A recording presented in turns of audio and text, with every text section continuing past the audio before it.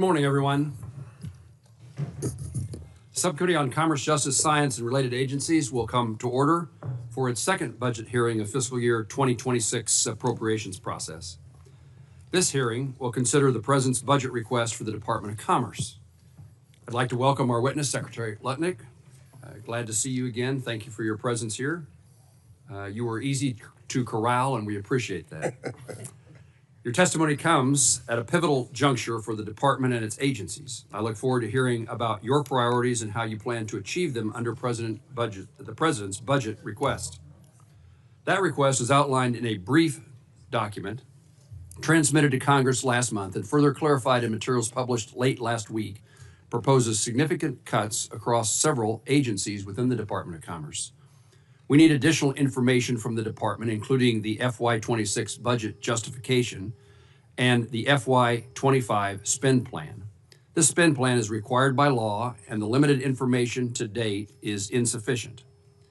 The budget request proposes a 16.5% reduction in budget authority for the department and its agencies, including a $1.5 billion reduction in the National Oceanographic and Atmospheric Administration, a $325 million reduction in the National Institute of Standards for Technology, NIST, and the eventual elimination of the Economic Development Administration. I support the administration's effort to save dollars. We do need to make certain that these reductions do not harm our efforts to expand manufacturing jobs and to promote Americans' exports abroad.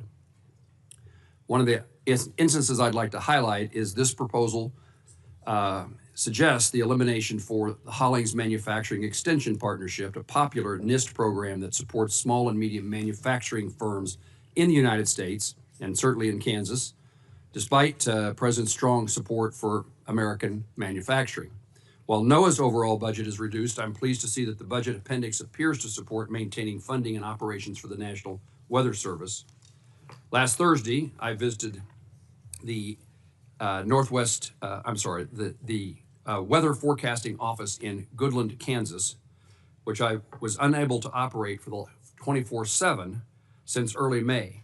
I appreciate your help, Mr. Secretary, in lifting the nationwide hiring freeze impacting weather forecasting offices, a critical step in restoring normal operations, particularly as in Kansas, where it's now tornado season. We'll also discuss your plans to unwind the BEAD program's burdensome regulations that have stifled domestic investment in broadband deployment. Secretary Lutnick, thank you for your testimony today. I look forward to working closely with you and throughout the appropriations process to provide the right level of federal resources to support the Department of Commerce and its agencies. I now recognize Senator Van Hollen, the ranking member, for his opening statement. Thank you, Mr. Chairman. Welcome, Mr. Secretary. I hope that this hearing will be a restart of what had been a strong and professional relationship between this subcommittee, both sides, and the Department of Commerce. And I say that because I think that it was the experience of Senator Moran that during the Biden administration, whether they agreed or disagreed, the Department of Commerce was forthcoming in providing responses to questions. And that's also true when you go back to the first Trump administration, right? But it has been a very different and broken relationship since this administration took office, at least with respect to trying to get answers from this side of the aisle. I'm not fully aware of all of the chairman's inquiries. But as you know, we have witnessed during this period of time since the beginning of the Trump administration an unprecedented and, in my view, illegal firing of thousands of federal employees, including many at the Department of Commerce, NOAA, and other places. We've also seen the withholding of funds that have been duly appropriated by this Congress and signed into law. As you know, Mr. Secretary, Article 2 of the Constitution requires the President to take care that the laws be faithfully executed. Appropriations acts are the supreme law of the land. Executive orders are not, DOJ diktats are not. To that end, here's just a partial list of the department's and the administration's failure to comply with the law or with reasonable requests from this committee. The administration is withholding $200 million provided to the Department of Commerce in the fiscal year 2025 appropriations law that the president signed in March. The department has attempted to illegally shut down the Minority Business Development Agency, despite the appropriation and the recent bipartisan 2021 authorization law, putting that into the permanent statute.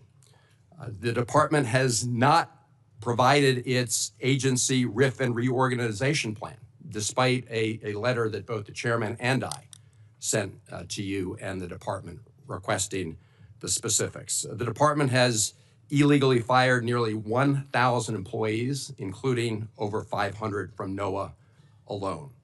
The department has failed to provide a real spending plan outlining how you tend to execute the fiscal year 25 appropriations law. We have this 2-page document. The chairman referred to the fact that this is still missing other than this 2-pager. Just to give you a point of reference, this was an equivalent from last year with respect to the plan to spend the remaining funds for this fiscal year, which, as you know, ends on September 30th. The department has failed to respond to virtually all committee inquiries, at least on the Democratic side. Letters I've sent, I sent you 2 letters, Mr. Secretary, in addition to the joint letter I sent you with the chairman, and our staff has sent multiple inquiries, and I'll have some questions about the lack of responsiveness going forward.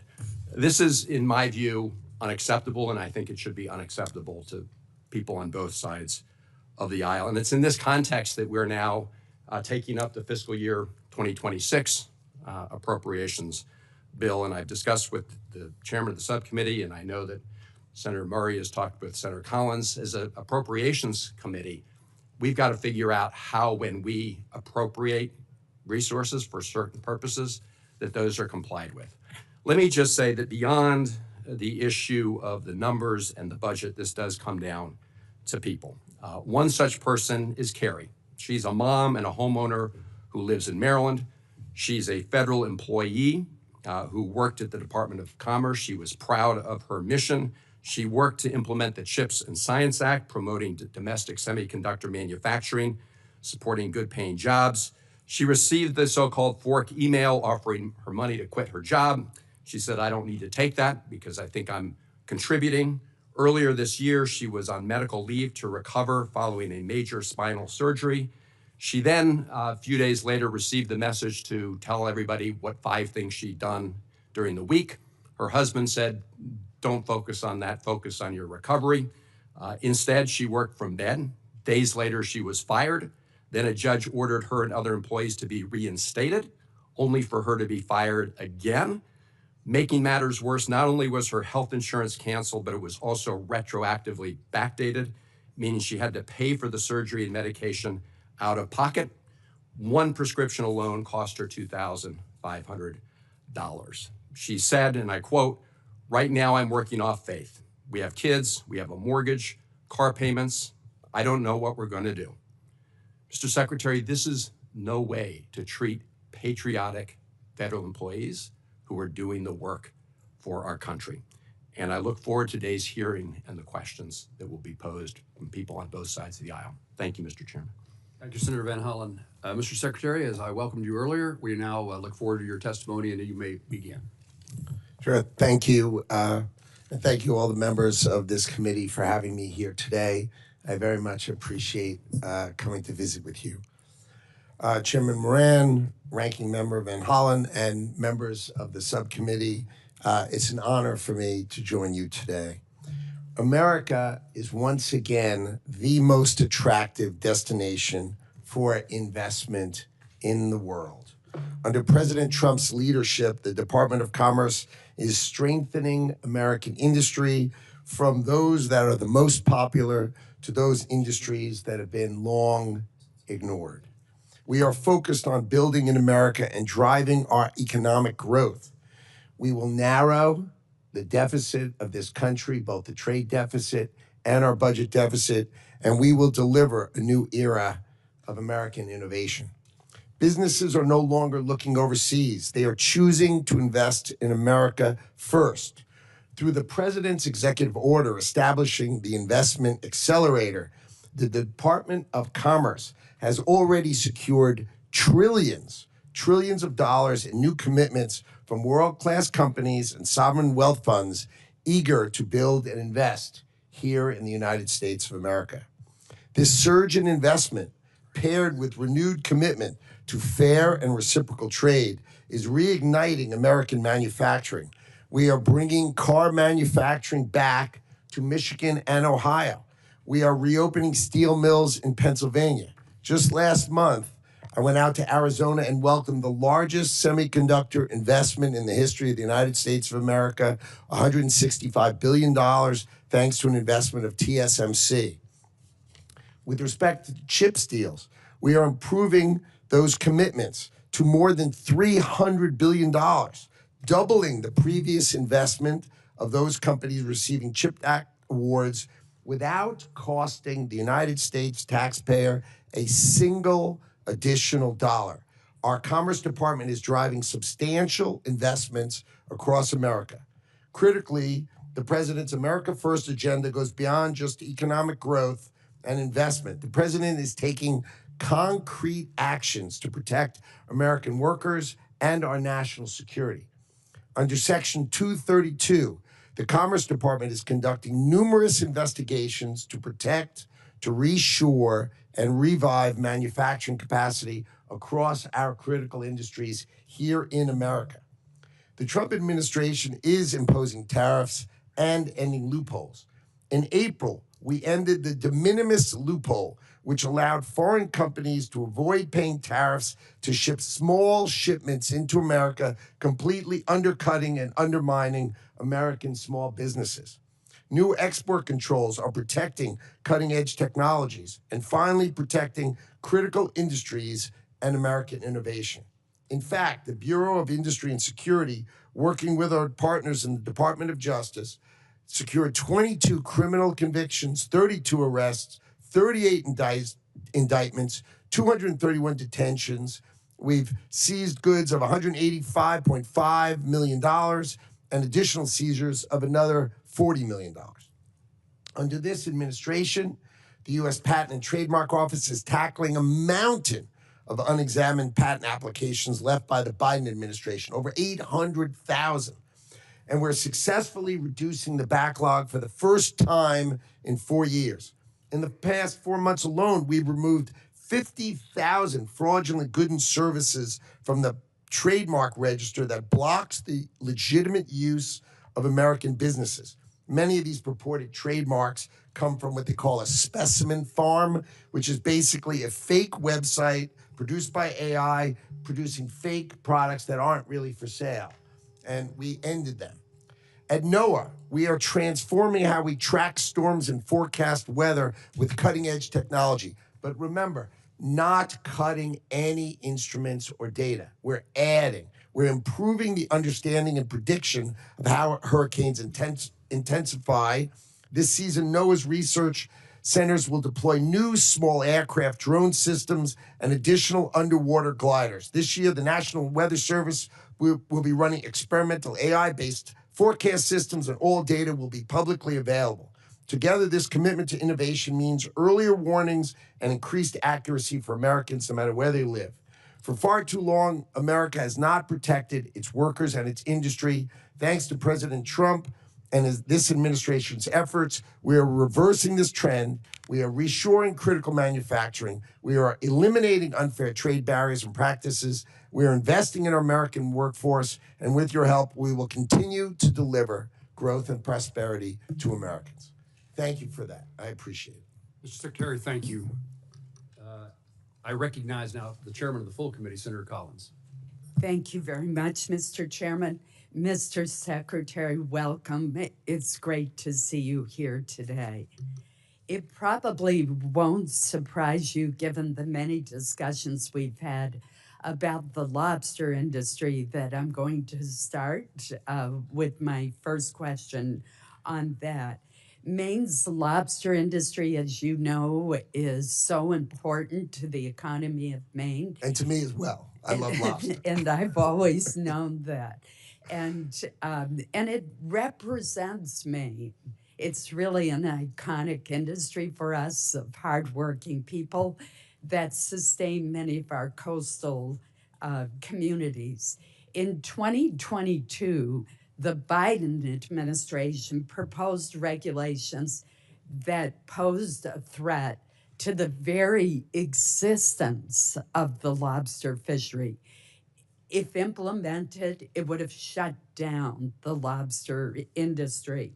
The Maine delegation worked as a team, and we were able to successfully block those regulations and prevent them from going into effect for a period of years. Subsequently, the Maine Lobstermen's Association sued the National Department the National Marine Fisheries Services in the Department of Commerce and overwhelmingly won the case in June of 2023.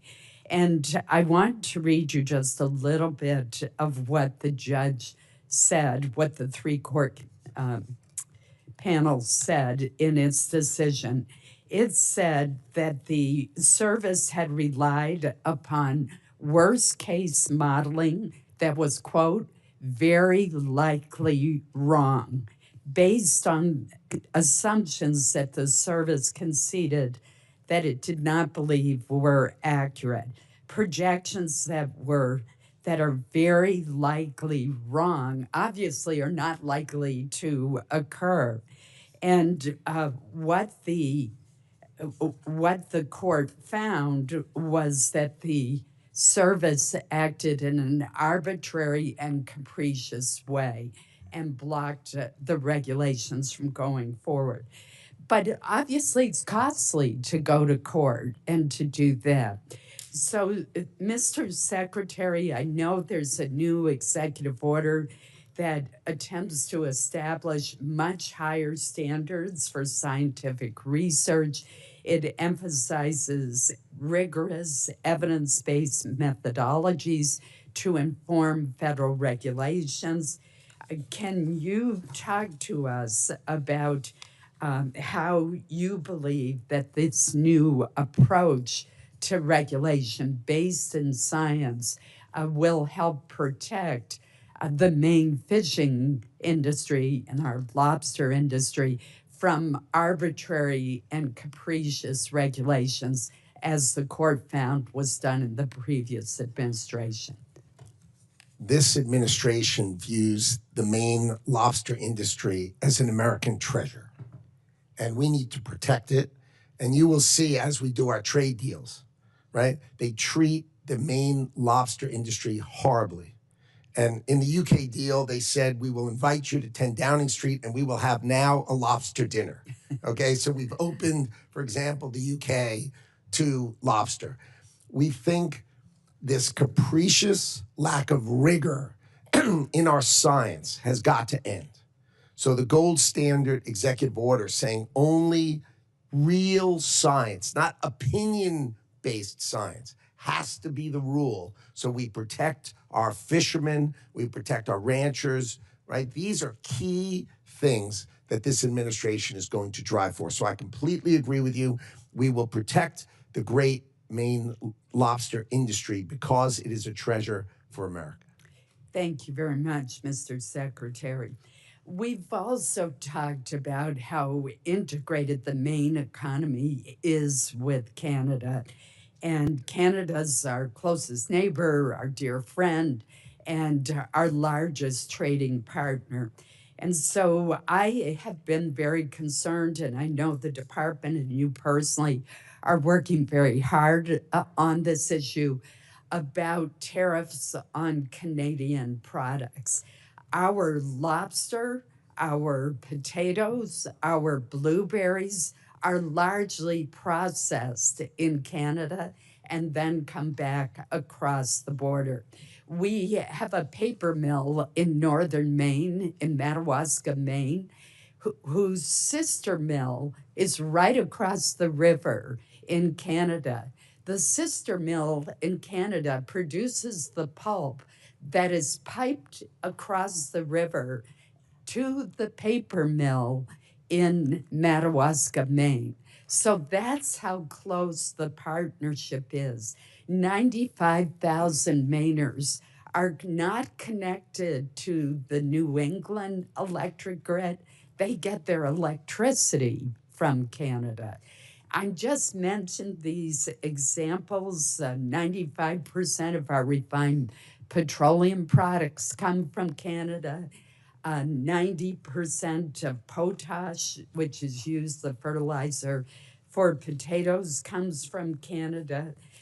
Just to give you a few examples of how integrated our approach is, could you give me a brief update on where we stand with Canadian tariffs? Sure. So the overriding principle is USMCA. So if the products are actually made in Canada and actually made in the United States, they come back and forth, and it's easy for them to fall under the USMCA, and that has no tariff. No tariff. Things that are outside of that, where companies chose to be outside of those rules, and those rules, as you know, have been in place quite a long time. If they're outside of those rules, then they have a tariff on them. They have the fentanyl tariffs, right? Because we needed to close the border and make sure fentanyl was not coming into the country. And people say, oh, Canada doesn't do much in fentanyl. But if you look at the fentanyl rings in Canada, they're often manned by Mexican cartels. So we needed to shut that. And so those outside of USMCA do pay a tariff, but those inside of USMCA are free of tariff. Thank you. If you would provide us with a list of which products are under USMCA, that would be very helpful to us. I believe that a lot of the cases that I've mentioned will be under the USMCA. Correct. And thus exempt from the tariff. But it would be good to have some certainty in that area. So if we could work with you and your staff to try to get a more definitive list, that would be very Sure, that primarily comes from USTR, but I will call Okay. them and I will have it to you. Thank No you problem. so much. Thank you, Mr. Chairman. Chairman Collins, thank you very much. Senator Van Hollen. Thank you. So, Mr. Secretary, I mentioned in my opening comments the RIF plans. On February 11th, President Trump signed an executive order requiring agency heads to plan, quote, large-scale reductions in force, known as RIFs, and agency reorganization plans. On March 27th, Senator Moran and I sent you a letter requesting that you send us the plans the department submitted to the White House. It's now June 4th. We've not received a response. We're in the middle of a budget hearing. First of all, you would agree, would you not, that your reorganization plans are relevant to the committee's consideration of the budget? I think our proposal for the budget is clear, so I think it takes those things into account. Mr. Secretary, let me ask you this. Are you going to provide us with the reorganization plan, and when? I will certainly get together with the department, and we will consider what information we can give you that makes sense. But I'm happy to work with you offline if you'd like. Okay, Mr. Secretary, you're aware of the fact that a federal district court ruled that the RIF plans proposed by the Trump administration could not go forward because the judge stated that, quote, agencies may not conduct large-scale reorganizations or reductions in force in blatant disregard of Congress's mandates, and a president may not initiate large-scale executive branch reorganization without partnering with Congress. That decision was upheld by an appellate court just a few days ago. I'm not asking you to opine on that legal decision. I'm simply asking you to provide the committee with the reorganization plan, and your response is maybe yes, maybe no. Am I getting that right? I mean, are you going to provide the plan to this committee as we review the budget for the upcoming year? Well, we at the department are going to follow the law. That, of course, is what we're going to do. Well, the law actually does require that you submit these major changes to the Senate. Let me ask you this. I mentioned in my opening statement the fact that I'd sent a number of letters to you. Our staff has actually sent inquiries to your team. I have a lot of questions today, but they'll be a lot longer unless I can get a commitment that you and your team will respond to the inquiries we've made. These are simple questions. They do, and I'll set aside for now the RIF plan. And Mr. Chairman, I would ask unanimous consent to submit to the record the letters that I've sent to the Secretary and the staff inquiries that my team has made. Without objection. Mr. Secretary, will you agree, say, within a week to get responses to these inquiries? I can easily agree that I will go through your letters, and to the extent I can answer them, I will happily answer you within a week. Well, when you say, I don't know what the letters this is say an as I oversight sit here right question. now. So. Well, okay, Mr. Secretary, their question. I'll read through some of them later in the hearing. We can go through them one by one. They're pretty straightforward, simple questions about the implications of the department's actions on certain programs. Let me turn to the National Weather Service for a moment, because as you know, originally 600 staff were eliminated from the National Weather Service. Then all of a sudden, it seems the department realized that this was not really a good idea, as many weather stations around the country, and the chairman referenced some of them, said they couldn't be staffed full-time. We have a headline from just May 15th, Washington Post: NOAA scrambles to fill forecasting jobs as hurricane season looms. I know that we're scrambling to try and rehire about 100 or hire 126 people, but Mr. Secretary, it's my understanding that as of today, offices in Kansas, Alaska, and Oregon are no longer operating 24 hours a day. Is that accurate? The department employs 2,100 meteorologists and hundreds of other forecasters. Okay, this is less than 5%. We are fully staffed. There are no openings on the National Hurricane Center. Zero. It is fully staffed. We are fully ready for hurricane season, and our meteorologists Mr. Secretary, are fully staffed. you did not answer Fully the, staffed. you did not answer the direct question about whether those weather offices are open full time, and it's obvious that you all made a huge mistake. I mean, you've acknowledged it by having to rehire 126 people. But can you just comment on whether or not those offices I mentioned are operating 24 We have hours a not day? made a huge mistake. I did not say such a thing. I didn't say you did. It's pretty obvious from the actions. I will. As I said, you fired News 600. report You're was rehired. inaccurate, obviously. Obviously. Obviously. We're happy to follow up, and you can provide the facts. Sure. Thank you, Mr. Chairman.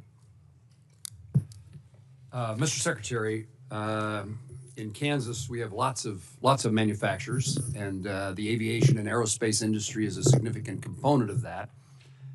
That industry has a very positive trade balance, perhaps the best in our country. Fantastic. And I wonder how the Department of Commerce is going to act to protect that trade surplus as you have negotiations with other countries for trade agreements.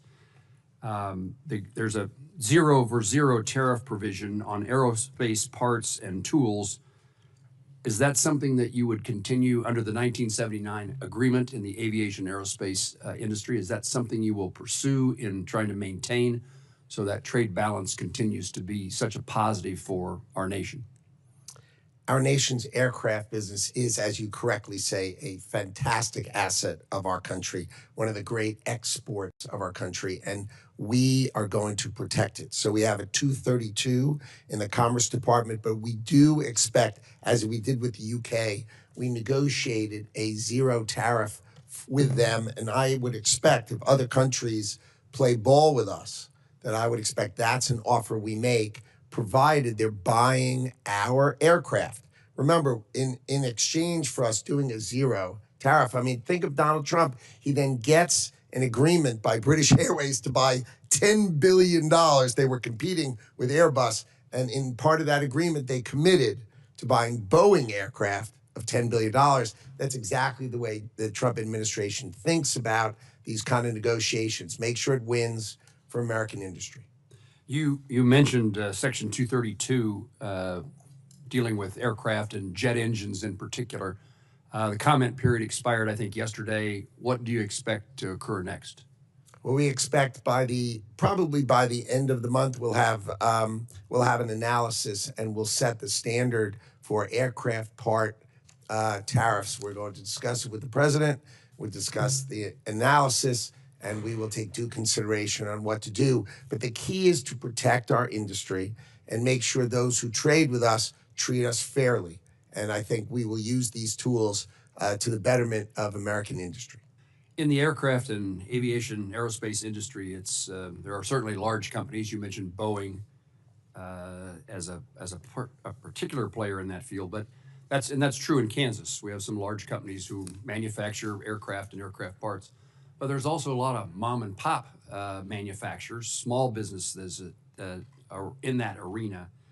And one of the ways we've been able to help those small manufacturers, aviation and otherwise, is the Hollings Manufacturer Extension Partnership Program that we refer to as MEP.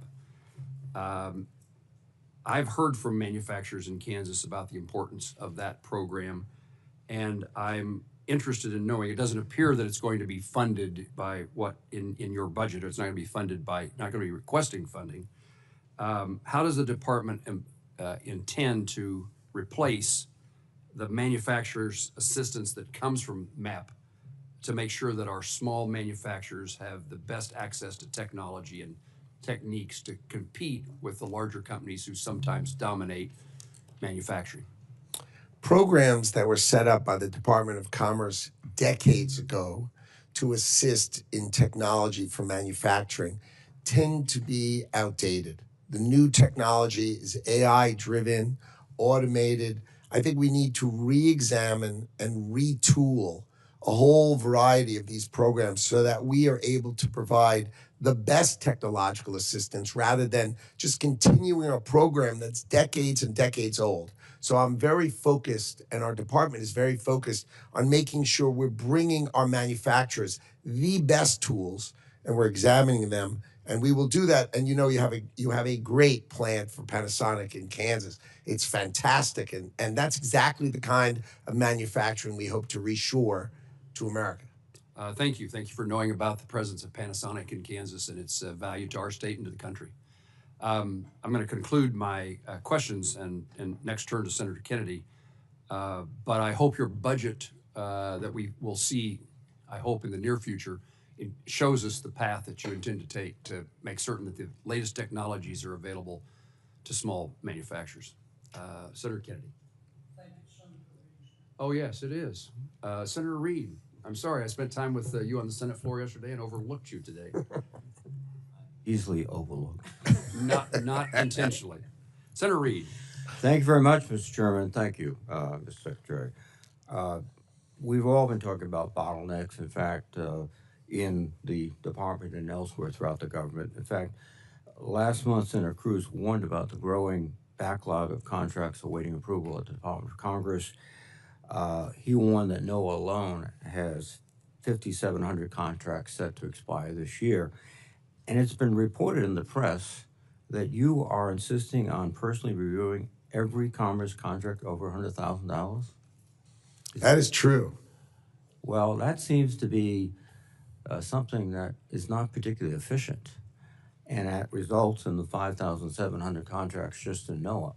So,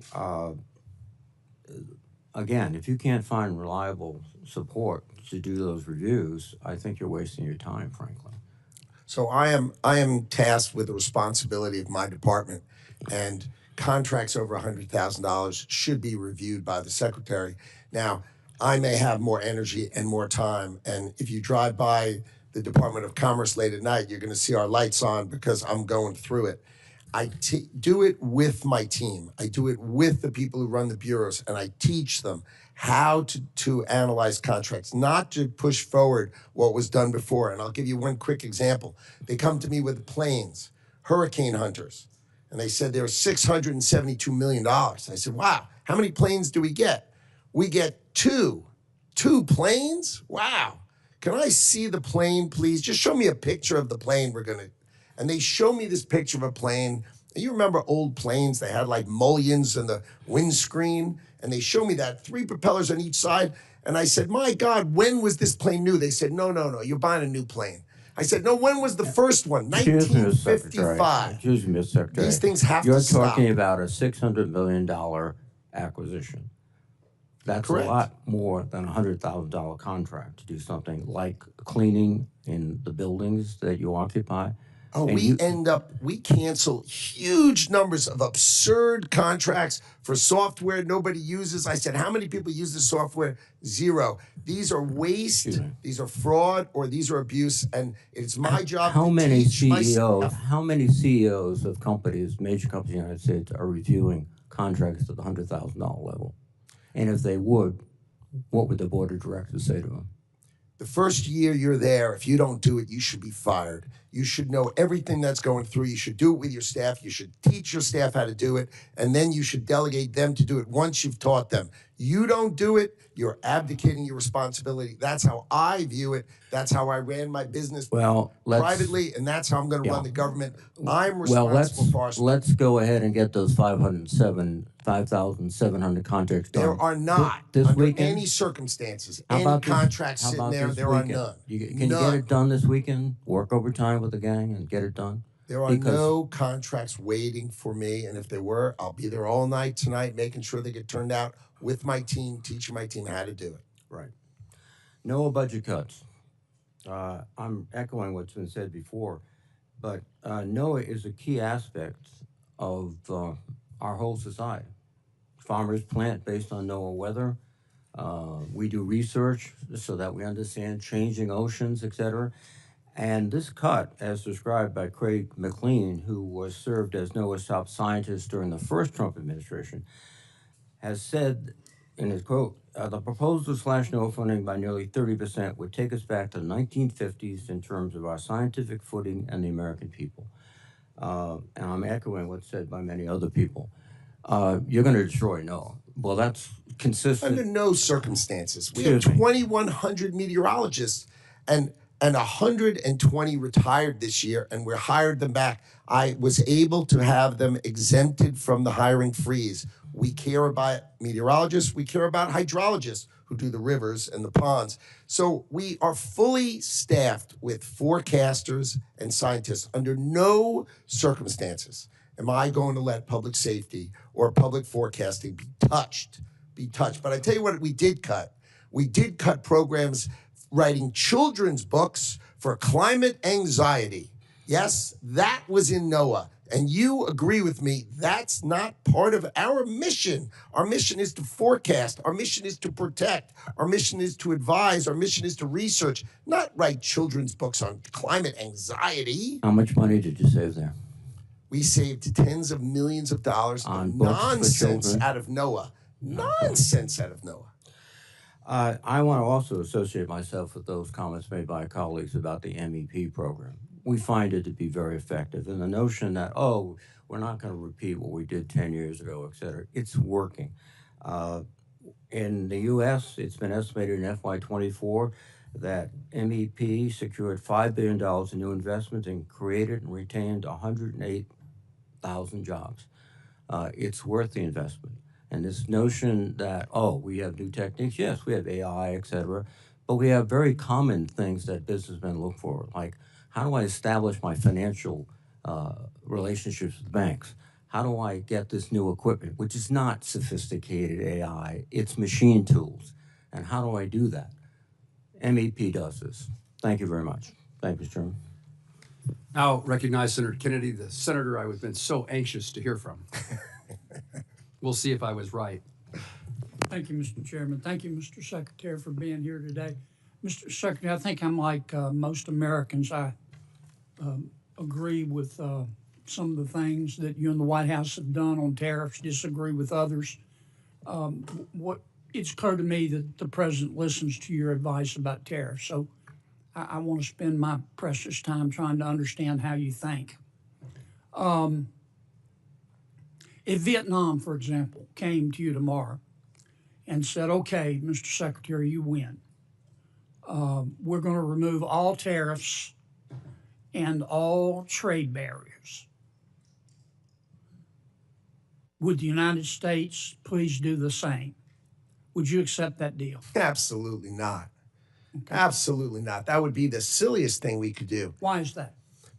Vietnam has a $125 billion exports to us and imports from us $12.5 million. And you're thinking, Vietnam exports $125 billion? I'm aware of the figures, but tell me. But where why do they get it from? They buy $90 billion from China, then they mark it up and send it to us. So They're just a pathway of China to us. You wouldn't accept that deal. No, it's a terrible deal. We're the one with money. We're the one with the Then store. Of what's course the they want us purpose- to take What's down. the purpose of reciprocity then?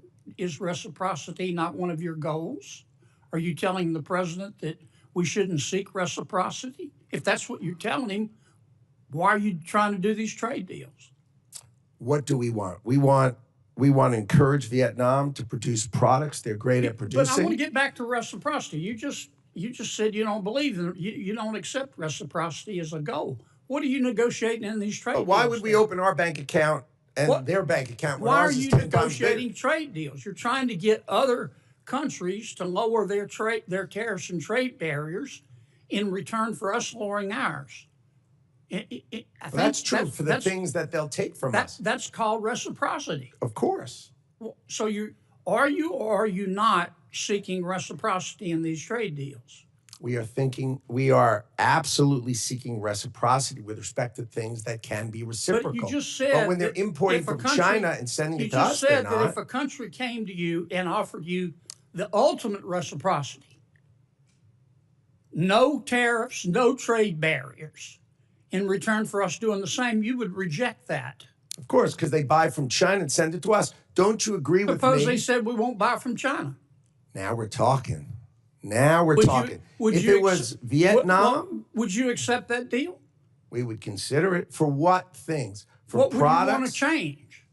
Well, there are certain products we want to reshore. We don't want other people making them. We want to make pharmaceuticals here. All right. We need to protect All right, ourselves from let certain me ask you things. this, because I'm going to run out of time.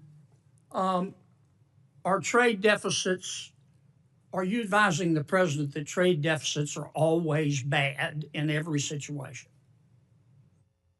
No. Okay. When are trade deficits good? Trade deficits, for instance, let's say there was a company that had the cure for cancer. Let's call it Cancer Cure. And we were buying it and it was located in another country. We would obviously have a trade deficit with them because they have the only one of it. An example, our technology companies, our great technology companies, we're the only ones So with a trade it. deficit is okay if they're products we really need. If they're the only ones with it and we can't do it, then of course it's fine. But if we can do it, then we darn well better think about whether we're supposed to do it and whether we want to do it and if it's in our interest as a country to do Here's it. what I'm getting at. I've heard you say that strike that. I'm running out of time. I want to come back to another subject. Tell me your understanding of the Trade Expansion Act.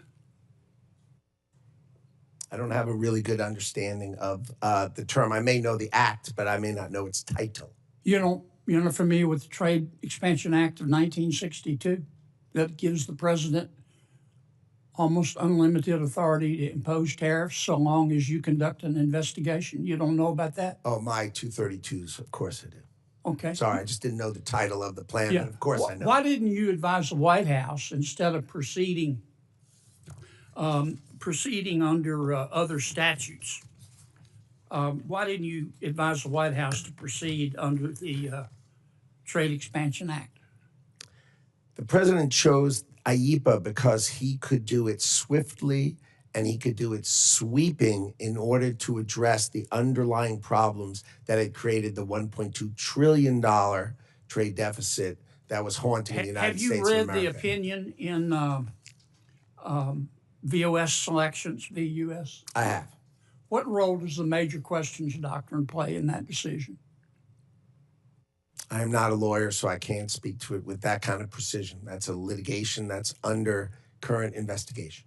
Are you familiar with the major questions, Doctor? Not offhand, but I did, of course, read the decision. Well, about 3/4 of the opinion is on the major questions, Doctor. Again, I tend to not know the title. I know the topic and the details of it, but I tend not to focus on titles. Sorry. I'm way over. Thank you for your indulgence, Mr. Chairman. Senator Kennedy, thank you. Senator Sheehy. Thank you, Mr. Chairman, and thank you, Mr. Secretary, for being here today. In your exchange with Senator Kennedy, you were talking about Section 232, which is really supposed to be used to help national security, but it is under the jurisdiction of the Commerce Department, as you pointed out, with respect to tariffs. Well, last month I visited a New Hampshire company that makes ball bearings for the aerospace industry, and I agree we should be protecting the aerospace industry in this country. It's our biggest export in New Hampshire, aerospace parts. They were very concerned about the impact of the steel tariffs on their ability to get ball bearings. They said not only has their cost gone up, but the lead time to get the steel to make the bearings, they only have one domestic supplier, while they had suppliers in the Indo-Pacific and in Canada. Those have been eliminated under the tariffs. They said that their lead times have gone from 20 weeks to 2.5 years because of the tariffs. I think this creates a real challenge with respect to our national security. About a good percentage of the work they do is with the Department of Defense. It's in the defense industry. So before expanding these tariffs, did the Commerce Department work with the President to evaluate the impact to our national security supply chain? And have you coordinated with the Defense Department? This is an issue that I've also raised in the Armed Services Committee with the Department of Defense, because they don't seem to be aware of what the impact is on the defense industry of these tariffs. Of course. You did consult with the Department of Defense, and Of course. and what was the determination about how you address those kinds of extended lead times for companies that are producing equipment that's critical to our national security? It's really a cost issue, not an access issue. Well, not according to this company in New Hampshire. It's an access issue for them. Well, that would be illogical, since it's just a tariff which is monetary. It's not a sanction. It's just a monetary one. It would be Well, more it affects their expensive. ability to get the product, though, to get the steel that they need. No, yeah, it changes well, the price point. Meaning, if you're trying to buy it cheaper, the idea for the administration. Well, they is- don't think, I'm not going to argue with you. I'm just going to tell you what this company in New Hampshire has told me. And that is that their lead times have gone from 20 weeks to 2.5 years. And at that rate, it's hard for me to understand how we can continue to support our defense industry when we don't have the ability to get the supply chain that they need to operate. The big issue is you can't fight a war without steel and aluminum production in America. You have to be able to make it. If you don't have the ability to make your own steel and aluminum, you can't fight a war. And that is what the president's doing. He's trying to make sure that we make sufficient steel and aluminum to protect our defense Which industry. I is certainly exactly support. what you're I'm saying. sure all of us support. Sounds like we exactly agree. But I don't agree on the way it's being done, because we're not going to have the steel that we need immediately to provide the supplies that we need immediately. So we need to do a little better planning before we put in place those kinds of tariffs. But I want to go to another And I issue. can explain offline how the steel works, but it goes to a spot price. It doesn't change supply, it just changes price. But we'll go over that offline. Well, let me just say, the company that I've been talking to in New Hampshire understands how it works. And they have a problem. They don't need you to explain it to them. They know, because they've been in business for years. But I want to go to the Manufacturing Extension Partnership, because you suggested that this is something that has not kept up with the technology. In New Hampshire, they're doing additive manufacturing, they're doing AI, they are providing additional technology to help those companies. And so I just want to register my support with what the chair, the ranking member, and others have said about the importance of this program. For every dollar invested in 2023, it returned to $24.60 in new sales growth and $27.50 in new client investment. This is a program that makes a difference for companies in New Hampshire. And at a time when we've seen the third straight month of manufacturing decline in the U.S., it seems to me that we ought to be looking at how we can continue to support those industries and support a program that's been working. So I hope you'll take another look at that, and given the bipartisan support for it, that you'll decide that this is something that it's worth keeping because it's helping American companies. Thank you, Mr. Chairman. You do know that my Office of the Inspector General cited the MEP as one of the most participating in waste, fraud, and abuse because the leaders of these things were just charging huge salaries for themselves. And one of these offices had like a 90% compensation ratio and others had 60. So the concept is right, but I want you to let our department fix the waste, fraud, and abuse, and let's get back to its core elements, which I think are fine. So we're not arguing about the core elements, but you need to do it correctly. Well, if I could just respond, Mr. Chairman, I appreciate that there may be issues and that we should address those, and it would be helpful to have some transparency around that. I can tell you that in New Hampshire, the head of the MEP program is not making an inordinate salary because we watch that carefully in New Hampshire. Thank you. Thank you. Senator Fisher. Thank you, Mr. Chairman. Welcome, Mr. Secretary. Nice to see you. I appreciate the review that you're doing in the department over the programs that you have there, and as you try to make taxpayer dollars be spent efficiently. Looking at broadband programs, the broadband funding map continues to be a major priority of mine. The map tracks all federal dollars being used for broadband deployment, as you know. And the goal is to avoid redundant overbuilding and wasteful funding. However, we have had issues with agencies that do not collect or report this data consistently, if at all. By law, NTIA has a key role to collect this data from federal agencies in addition to submitting their own program data to the FCC, which houses the maps. Will you commit to prioritizing NTIA's work to support the broadband funding map and ensure that these dollars are optimized? Sounds smart. Yes. Thank you. Are there any other areas where you think that NTIA's broadband programs can maximize funding to make sure that they meet the intended purposes?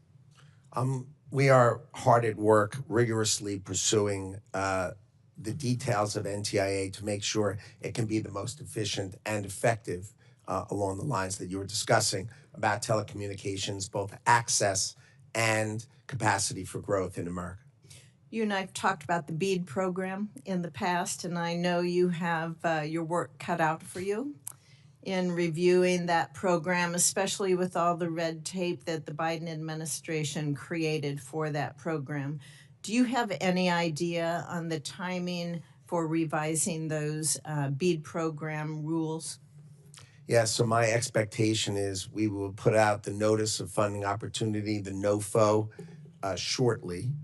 And then we would expect everyone to apply within 90 days. We're going to hold it hard at 90 days, and then I'm going to hold my department firm that within 90 days, if those applications are done without regard to favoring one technology over the other, just make sure we're giving the benefit of the bargain. What's the cheapest way to get broadband to these people, the most efficient way to do it? If they make that application, we will make all awards by the end of this year. So you had the Biden administration sitting on it for 30 months, right? And you're going to watch us distribute the money and get it out the door, provided the applications are, let's say, technologically agnostic. Just do the right thing for the American people. Let's get the broadband to the people for the most efficient way, and we will put out the money.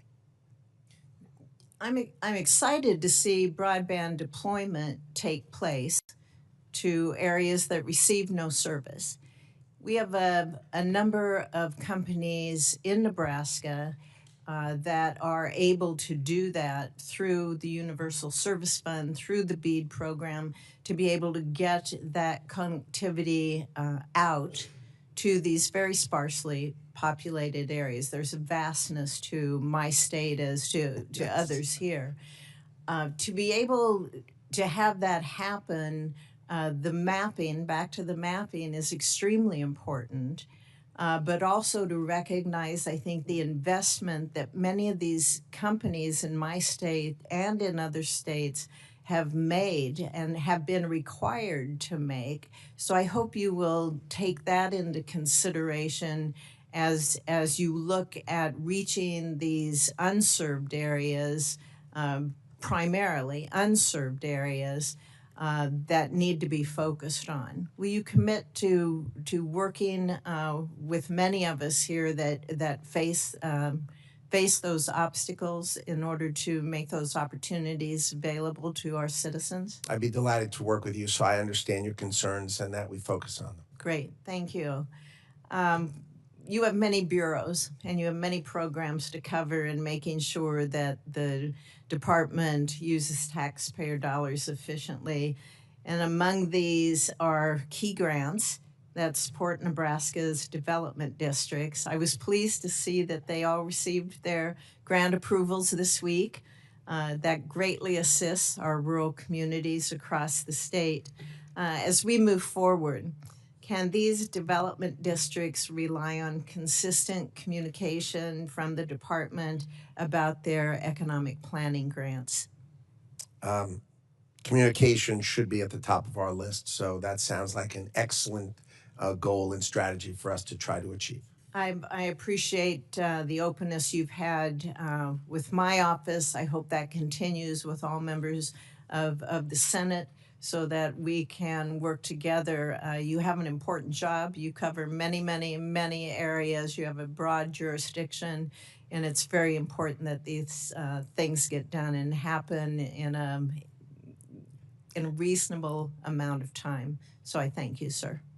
Thank you, Mr. Chairman. Fisher, thank you. I'm going to follow up, Mr. Secretary, and just make a point to your response to Senator Fisher's question about the BEAD program. We have many small companies in Kansas and across the country who've applied for BEAD grants. They've done through their state office. Yeah. And I hope they don't have to reapply again, refill out the application that they spent a lot of time and money preparing, and has been filed and approved with the state already. So we certainly need the reforms and changes to the criteria, but there's a very expensive process they've been through once before. So please take a look at how you expect a reapplication. That makes sense? Yes. Remember, the key point for me is that the American people get the benefit of the bargain, and we are focused on getting rid of the stuff that's not broadband access, so just all that sort of noise and other things. And then literally, as long as the application is technologically agnostic, meaning does it matter if it's fixed wireless or fiber? The answer should be whatever's the most efficient way to solve that. I want to do that, and we will get the money out the door by the end of the year. Nothing you said do I disagree with. In fact, I agree with fully. Just trying to point out there's a bureaucracy that's taken place in the past that we do not want you to replicate. I will try to reduce it. I promise that is my objective. Thank you. I will definitely try to reduce it. We're joined by the Vice Chairman of the full committee. Senator Murray is recognized. Thank you very much, Chair Moran and Mr. Secretary. Nice to see you. Nice to see you. You know, over the last few months, I am deeply concerned because we have seen mass firings at NOAA that are really seriously jeopardizing the weather forecasting that we all count on. Funds have been frozen, grants and contracts have been abruptly canceled, and agencies that were created by Congress in a bipartisan way have been shuttered unilaterally, really ignoring the law and sweeping thoughtful tariffs that are crunching small businesses and raising costs for our families. And we have seen President Trump illegally block some emergency funding House Republicans included in their year-long CR, which has cut off funding your department counts on for trade fairness, export controls, NOAA satellites, and more. So, needless to say, I don't think any of this helps advance the department's mission to spur economic growth and strengthen America's competitiveness, and it does leave me very seriously concerned about whether the department is going to be able to carry out its job. Now, before I turn to my questions, I do want to quickly raise your decision to cancel $48 million in Tech Hub funding for the American Aerospace Materials Manufacturing Center in Eastern Washington and Idaho, alongside several other hubs.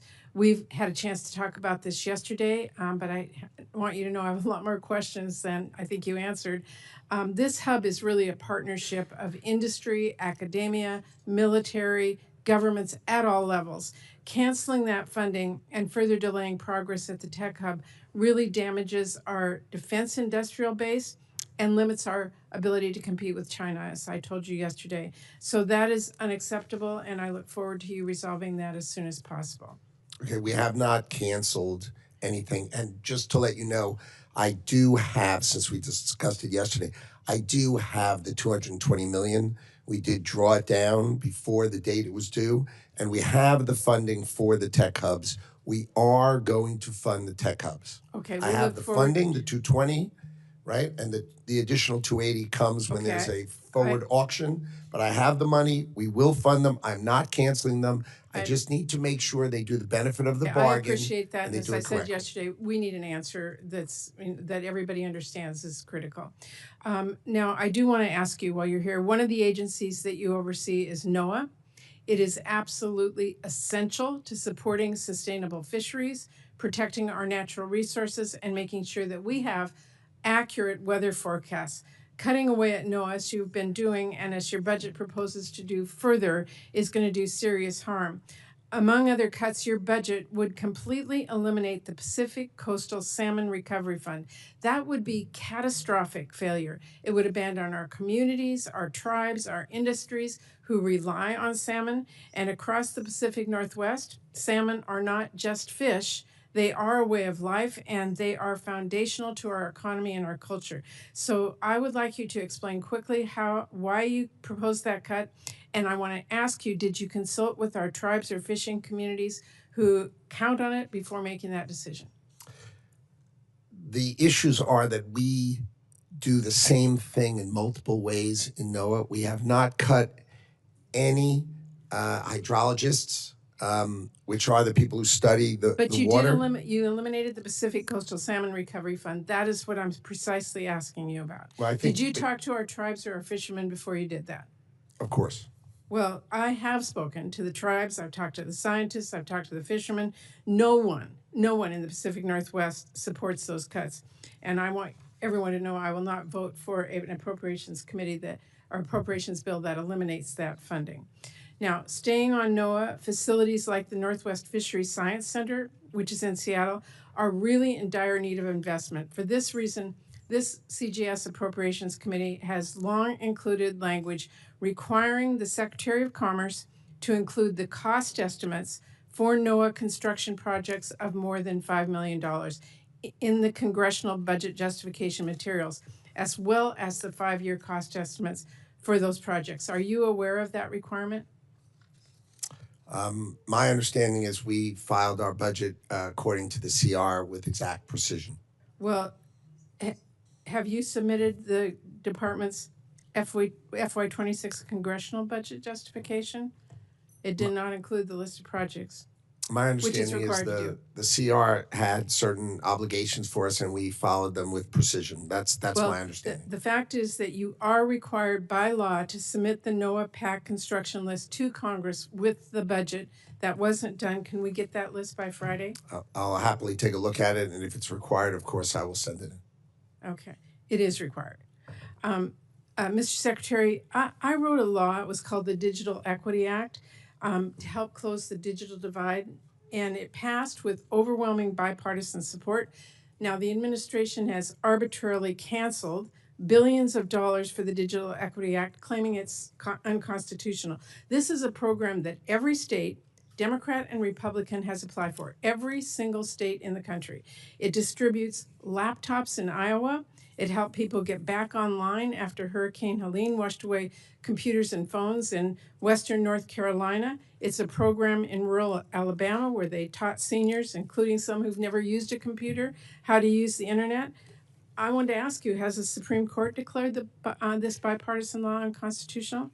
Has No, any judge? it'll go through the courts, and the courts will No decide. no one has declared this unconstitutional. No one.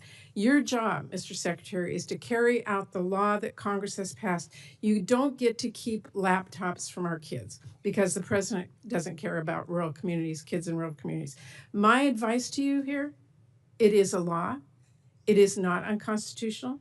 And I would urge you to get those digital equity dollars out the door and save everyone the legal fees because the law is very clear. I hear you. Okay. I just have a few seconds left, and before I finish, I do want to underscore my state, Washington State, is one of the most trade-dependent states in the nation. 40% of our jobs are connected to international trade, and President Trump and your department continue to pursue this chaotic tariff policy that business in my state stand to lose billions of dollars. I have heard from businesses across my state, from manufacturers, from small retailers. They are struggling to absorb the cost increases on everything from napkins to car parts. And this uncertainty has really left them scrambling, which has delayed investments and caused serious supply chain disruptions, especially at our ports. These actions, in addition, have really harmed our relationships with our key allies like Canada. Heard Senator Collins here earlier talking about Maine's being their neighbor. It is our neighbor in Washington State. They are one of our biggest trading partners. And let me be clear, this is causing chaos, disruption, anger, and we have got to get this resolved because farmers, or our people and our small businesses and our communities are really hurting. Thank you, Mr. Chair. Thank you, Vice Chairman. Senator Murkowski. Thank you, Mr. Chairman. Mr. Secretary, welcome. I'm glad to follow the ranking member as well as the chairman of the committee in talking about fisheries. You know, I'll never disappoint you. When you come before the committee, we're going to talk about fish. And I appreciate what you have shared with Senator Collins about the administration's desire to protect our fishermen. And we're pleased with the executive order relating to American seafood competitiveness. I had an opportunity just yesterday to visit with one of our seafood industry leaders in the state of Alaska.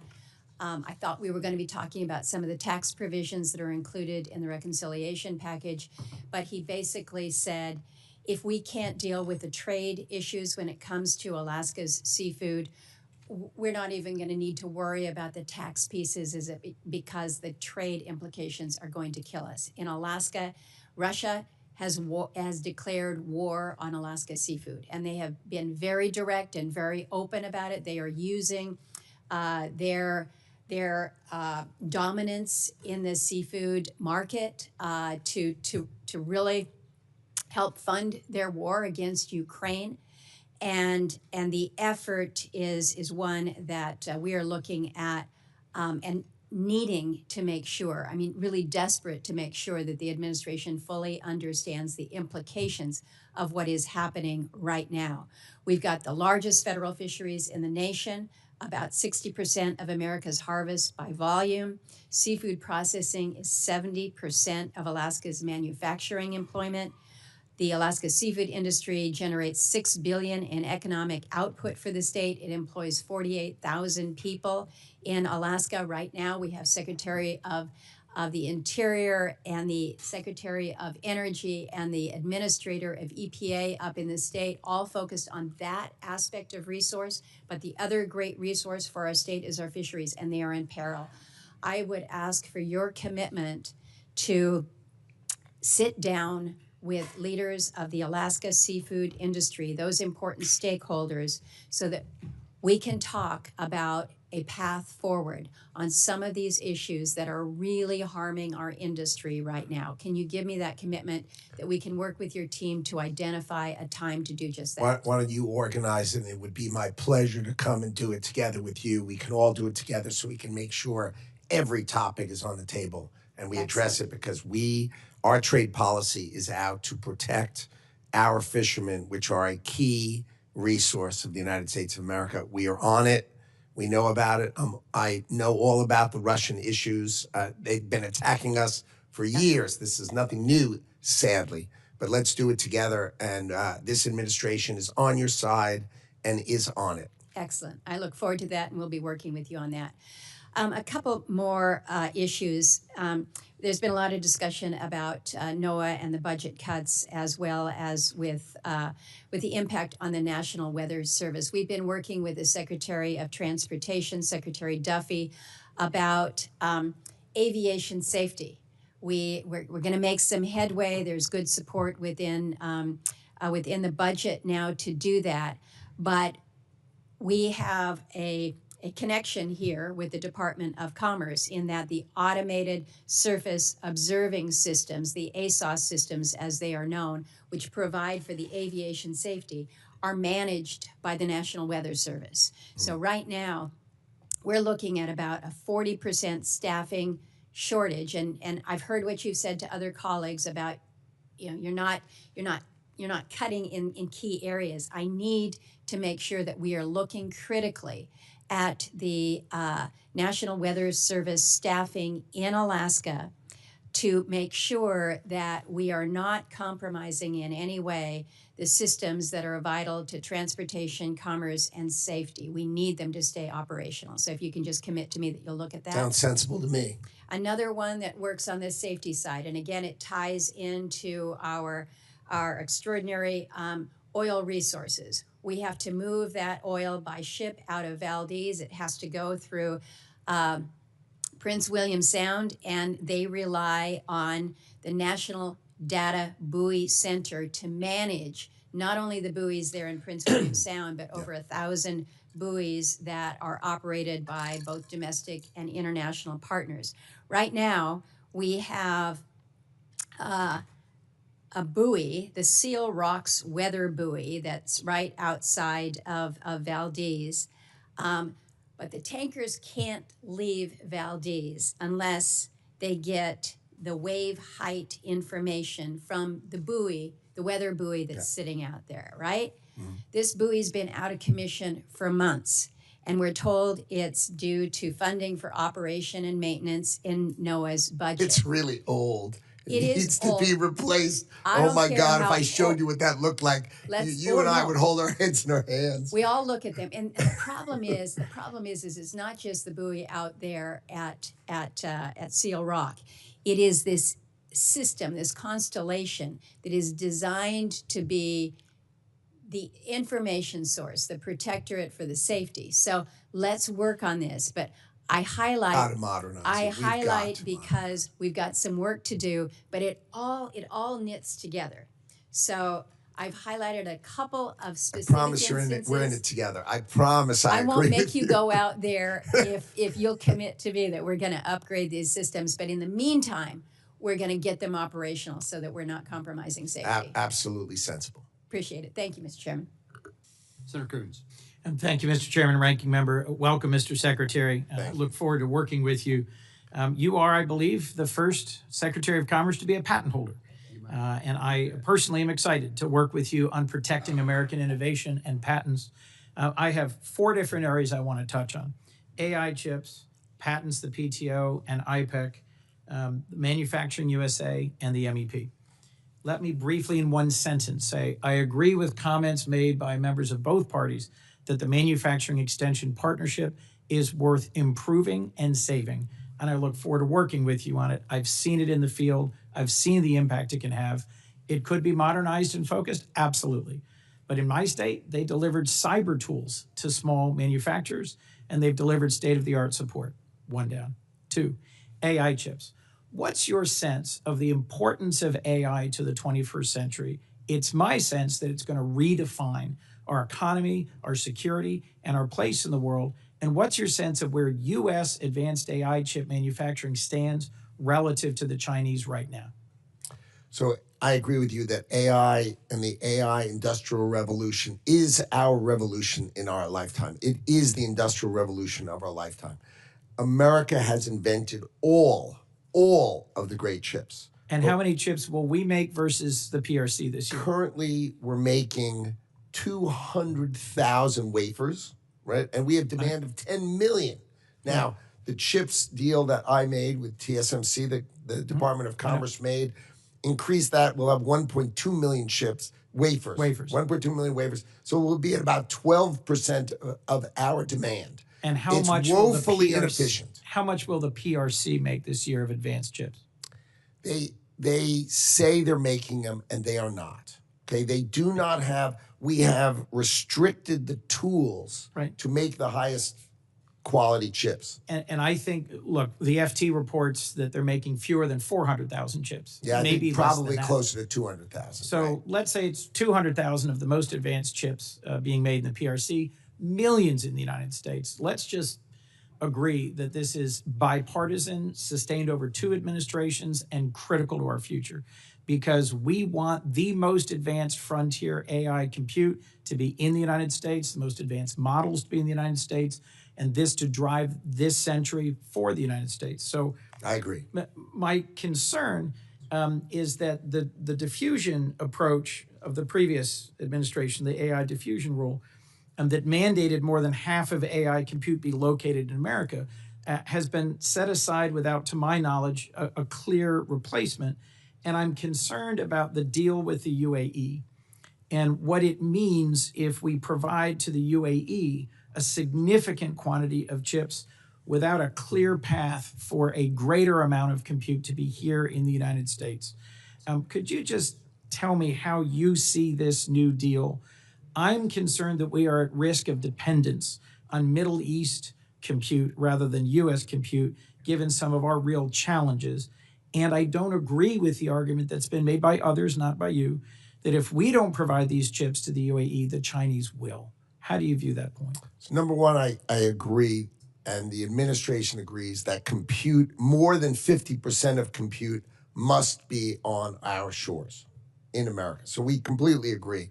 The deal with the UAE said if you buy a significant number of chips, you will invest in America and build data centers in America for an equal amount of chips. So that investment must be dual there and here. That's required. The AI diffusion rule was very confusing in that, for example, the Prime Minister of Poland hunted me down and said, "What did I ever do to you that you have me as a tier 3? And, I'm part of Europe. What are you doing?" And it was illogical. It was hastily rushed through at the very end of the Biden administration. Our view is we are going to allow our allies to buy AI chips provided they're run by an approved American data center operator, and the cloud that touches that data center is an approved American operator. So we control it while it's over there. Given the shortness of time, thank you. I look forward to working with you on this. I think it is absolutely critical. You spoke with another senator, Senator Shaheen, about the urgency of retaining steel and aluminum for our defense. AI compute is going to be absolutely central to our defense. Absolutely. You made a comment earlier. We want to make pharmaceuticals here in response to, I think it was Senator Kennedy. You're familiar with Manufacturing USA? Yes. One of the things I was pleased to see was that it retained level funding. Yes. There are institutes around the country. There happens to be one in Delaware. Are you familiar with it? It's the National Institute for Innovation in Manufacturing Biopharmaceuticals. Yes, it is. And it is 2-to-1 private sector match for government investment, and is on the verge of demonstrating a new way of manufacturing at scale pharmaceuticals in the United States. Right. It is critical to our being competitive.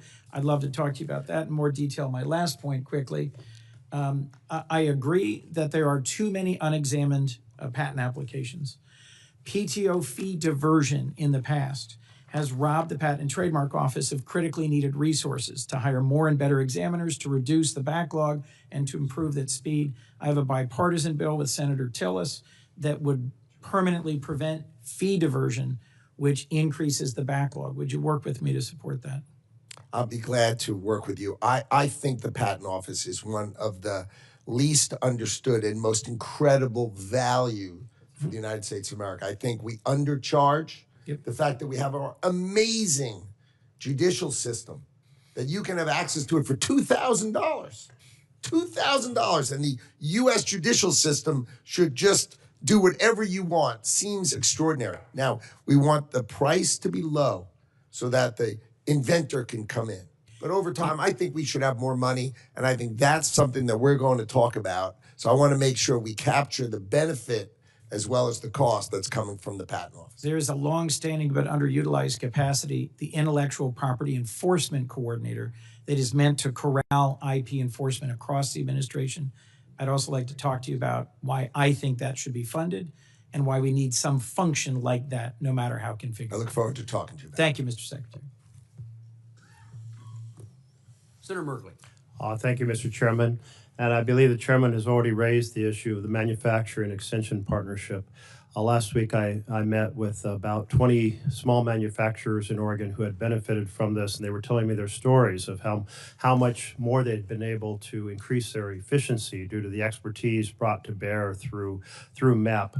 There are 13 MEP centers signed up to recompete their 10-year cooperative agreements. I don't think that process has been initiated yet.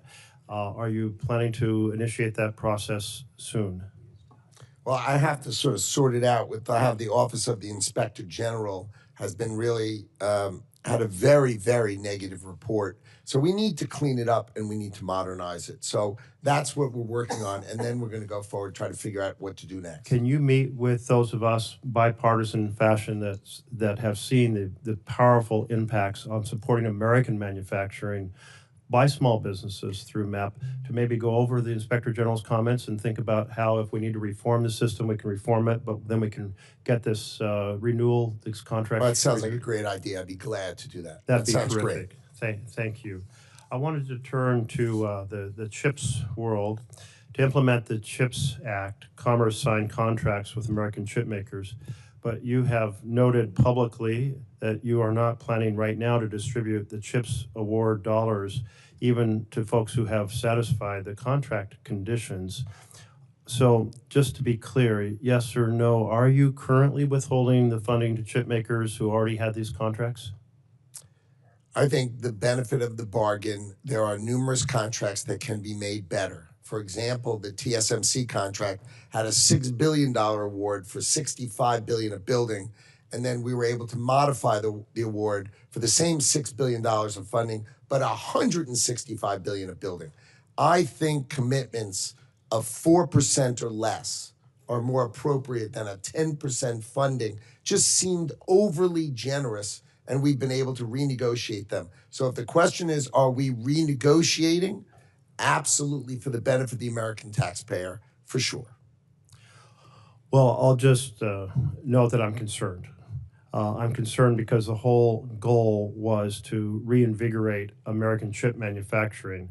And to some degree, you may be able to strike a better bargain, but at some point it doesn't become a better bargain, and we reduce the acceleration of our re-energizing the chip industry here. I can't be more confident than if you spend time with us, you will see that all the deals are getting better, and the only deals that are not getting done are deals that should have never been done in the first place. But all the deals are getting better. Micron offered to go from $25 billion in commitments to $60 billion in commitments. I mean, the commitments of building in America are going better. We're just getting more value for the same dollars. So we are planning to distribute money only if we get much more building in America, which we both agree is totally in the interest of America.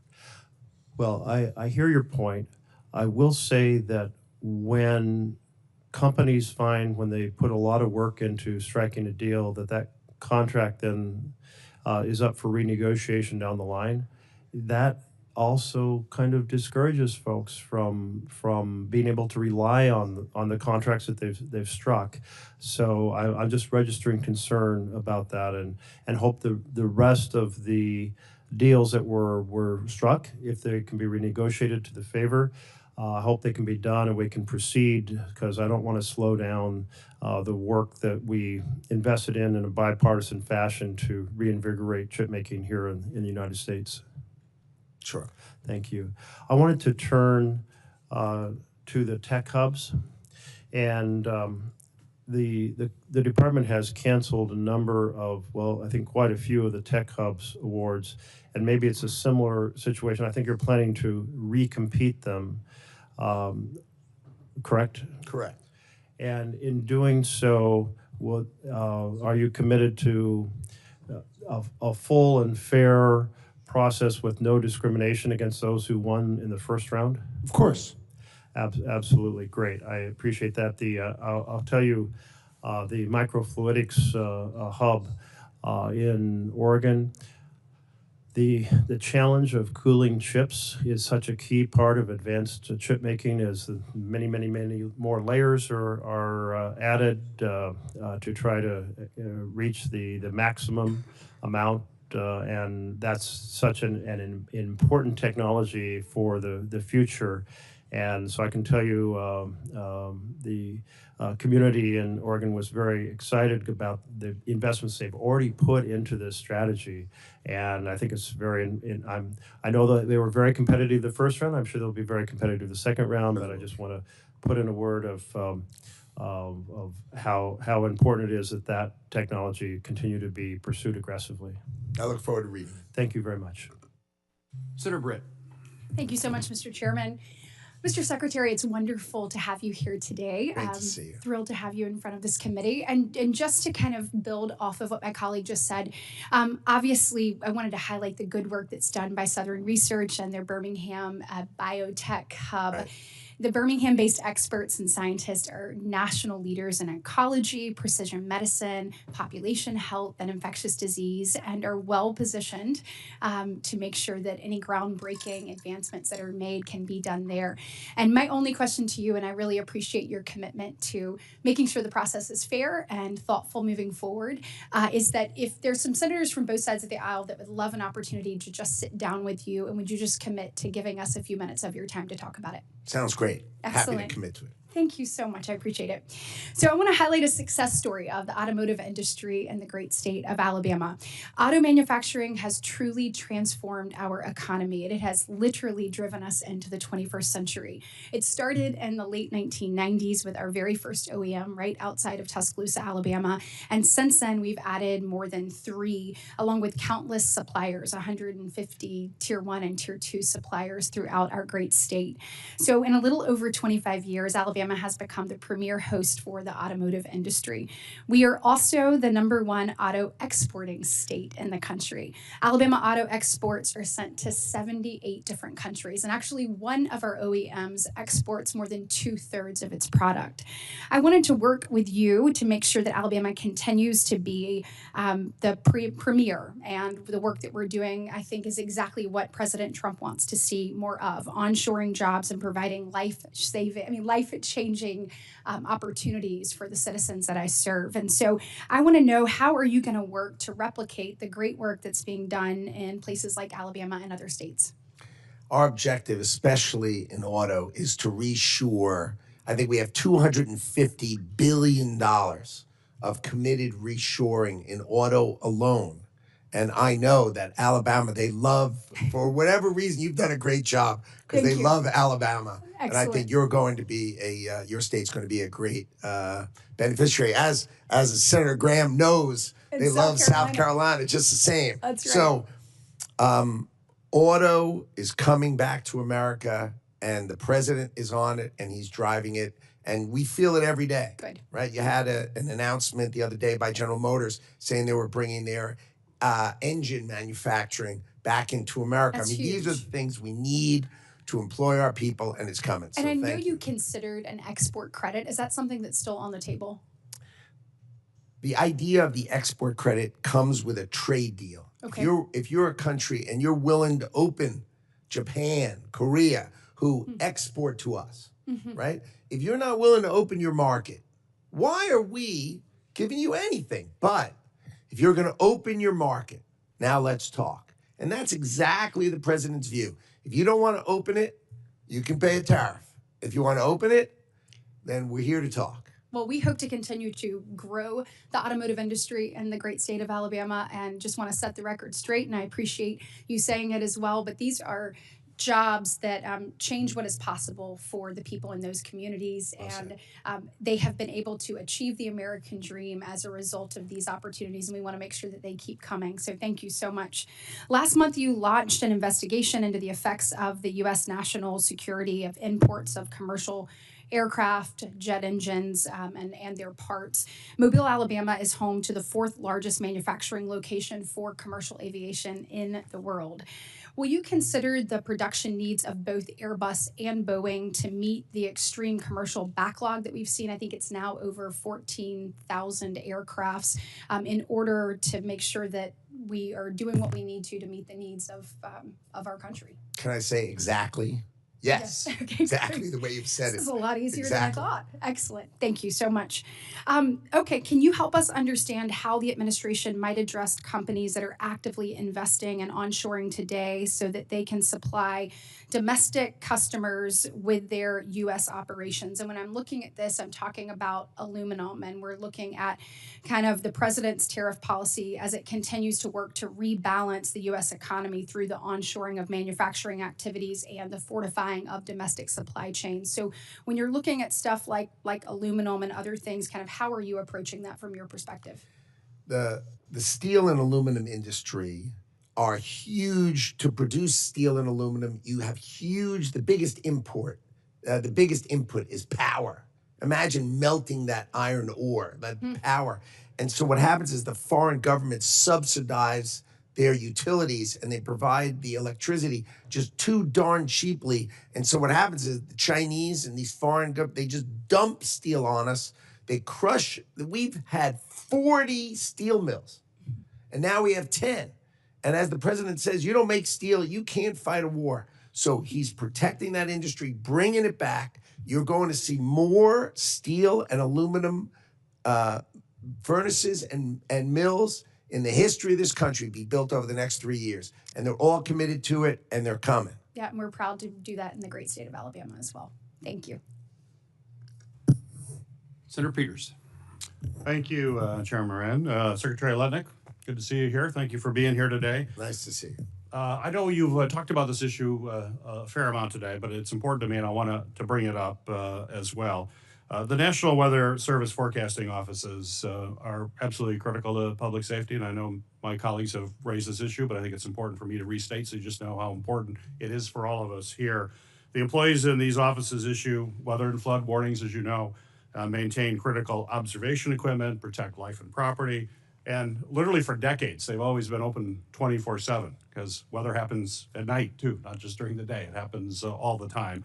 However, we have a self-inflicted staffing shortage on the part of your department that has left us with too few employees to ensure round-the-clock operation in a number of locations around the country already.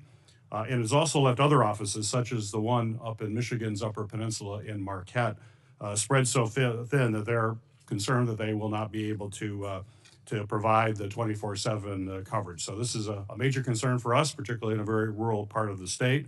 And while I was happy to see Monday's announcement that the National Weather Service has been granted an exemption to President Trump's hiring freeze, you never should have allowed things to get to that point in my mind, but I'm happy that that's happening. Certainly it's people's lives we're taking. So I'm going to ask you just a yes or no question. So this will be really short, and then we can get on to another issue.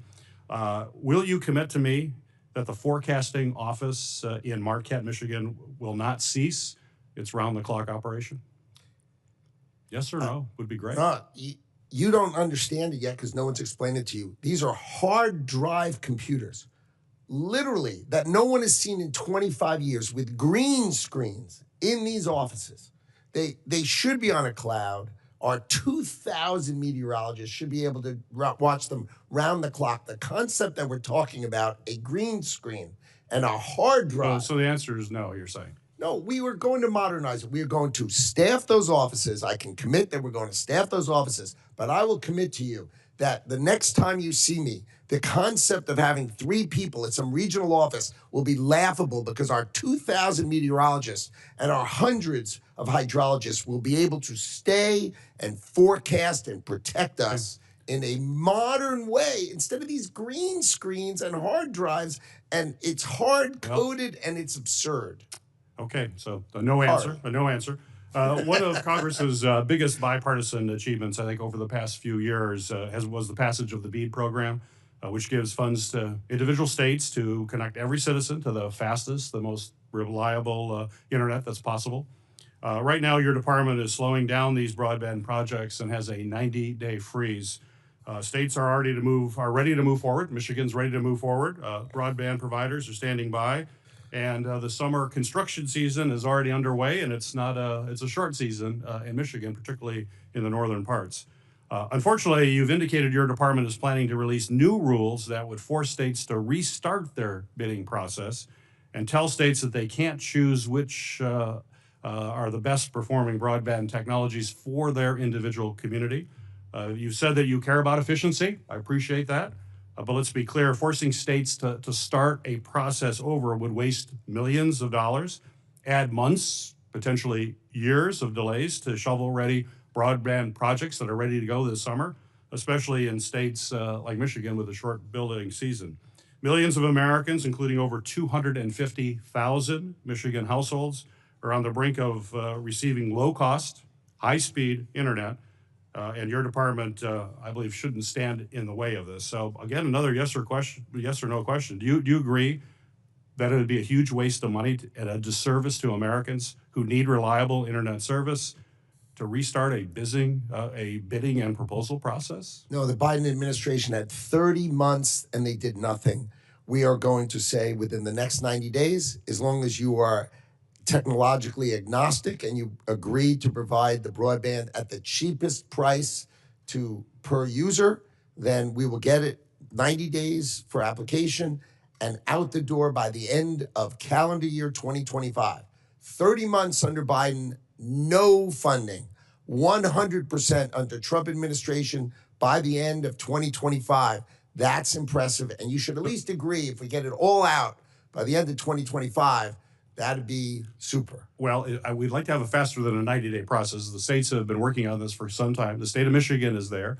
It is technology neutral, so that is something that you've talked about. Then it should be easy. And it should be easy. Right. And if they're technologically neutral, it'll go like that. Well, can I work with you to get that done for Michigan? Sounds great. I'm happy to do that. Great. Thank you. That's super.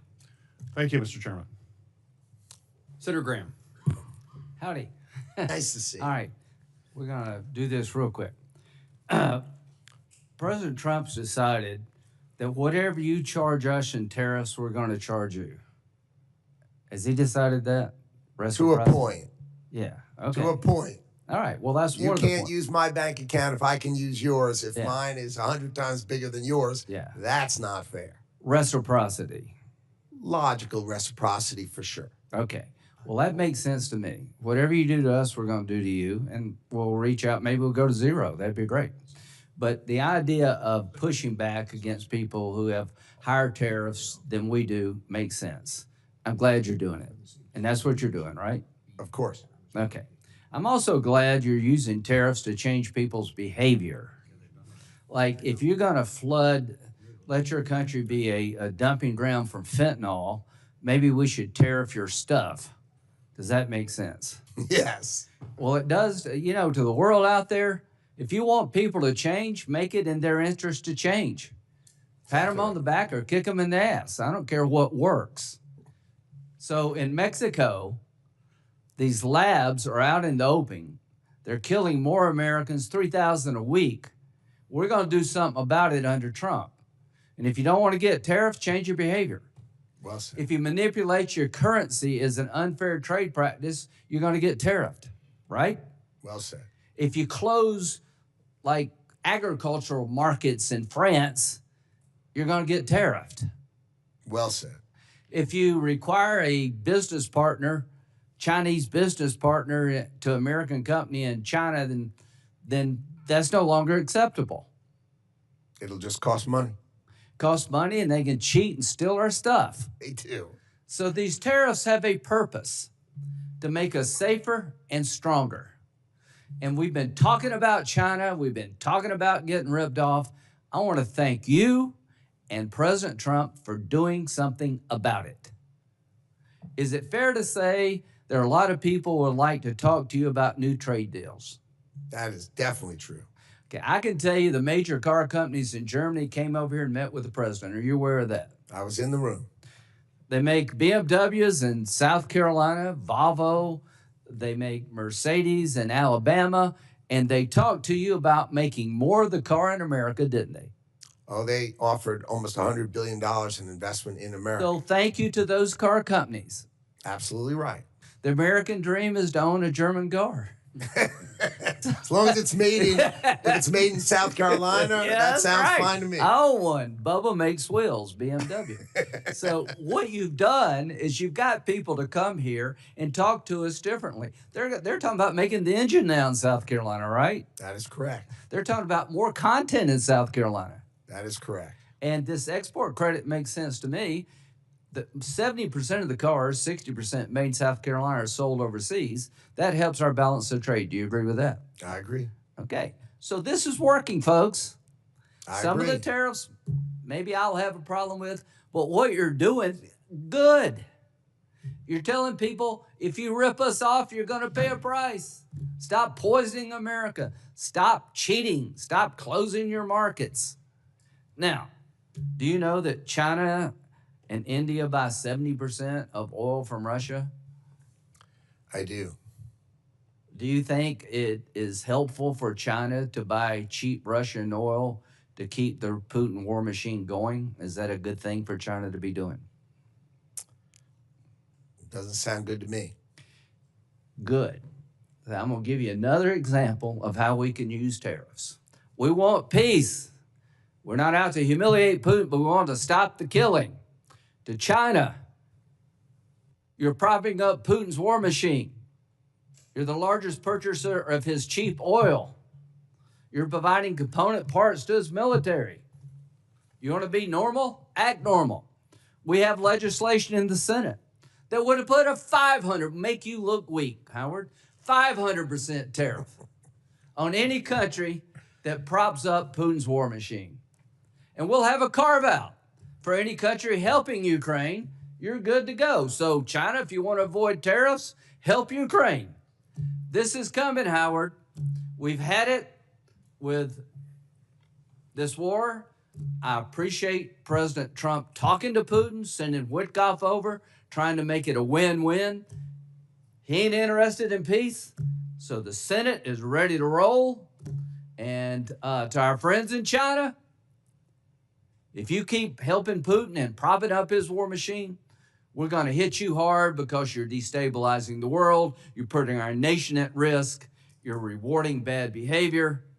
And we're going to extend the concept President Trump started. If you're screwing America and you're making the world an unsafe place, we're coming after you. Thank you, Howard, for all you do. Thank you. Senator Van Hollen, we have votes at 11:45, which is fast approaching. We'll have a second round of, as soon as Lindsay leaves, only the people in this room. Thank you, Mr. Chairman, Mr. Secretary. Thank you, and I do hope we will vote soon if we don't see any progress toward peace on the Graham-Blumenthal legislation. So I want to follow up on Senator Kuhn's questions with respect to the deal with the UAE, NAI. Sure. Because I know you share our concerns about diffusion of technology to China. In fact, you're doing a number of things in your department to try to crack down on exports of very sensitive items. I think we need to go into this very clear-eyed. I mean, the UAE has conducted recently the Falcon Shield exercises with China. They've hailed a, quote, golden era in UAE-China relations. I think it would be helpful, Mr. Secretary, if you could provide, if you haven't already, and I don't think you have, if the administration could transmit the text of the agreement with the UAE, including the side letters and security annexes to Congress, before any licenses are issued. Can you commit to doing that? I'll just follow whatever the rules of the State Department are. But I'd be happy to go over it with you privately. But if you want it to be public, I'll just let the State Department decide how they play those things. That's for them to decide, not me. Yeah, I think it would hopefully allay some concerns, and I have some very big concerns about the agreement as I currently understand it. But I look forward to seeing it. I just want to point out that the Republican-led Select Committee on the Chinese Communist Party said last year about a much smaller deal that was contemplated by the previous administration involving UAE, and I'm quoting from that Republican-led Select Committee, quote, "An agreement of this significance must be properly vetted by both Congress and the executive branch." They also called on the National Intelligence Council to provide Congress with an official assessment of the risks posed by the deal between Microsoft and G42. And they went on to say only once the agreement has received this level of scrutiny should the U.S. government allow it to move forward.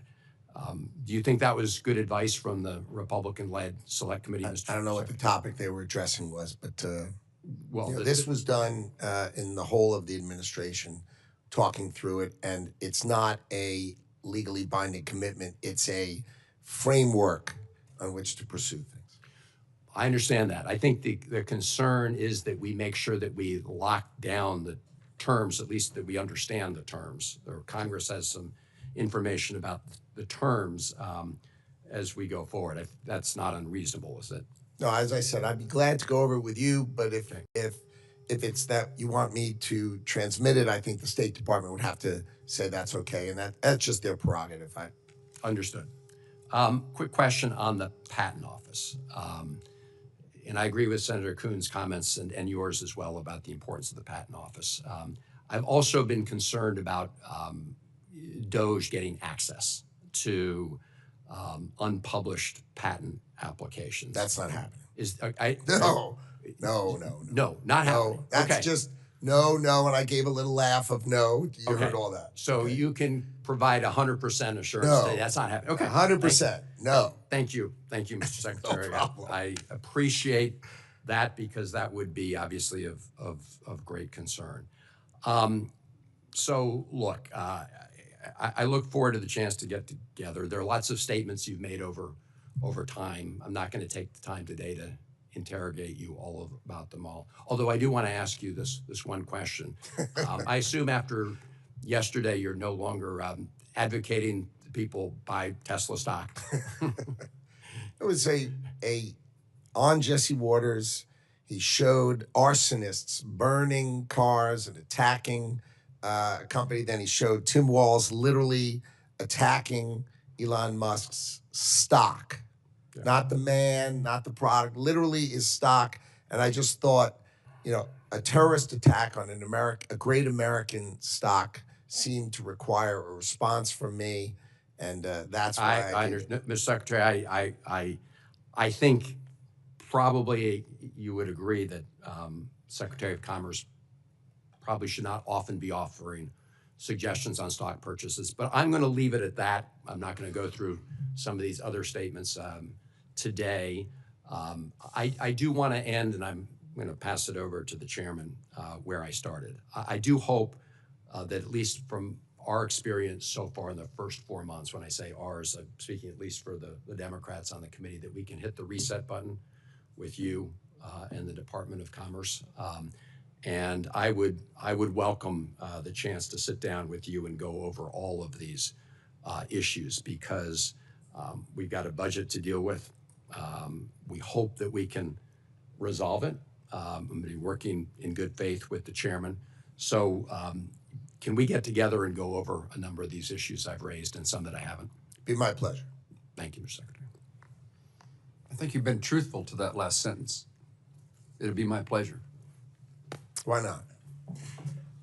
Mr. Secretary, just a couple of wrap-up things.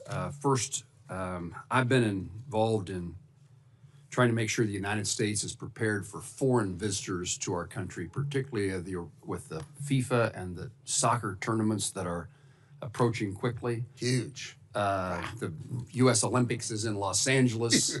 We have great opportunity to showcase our country.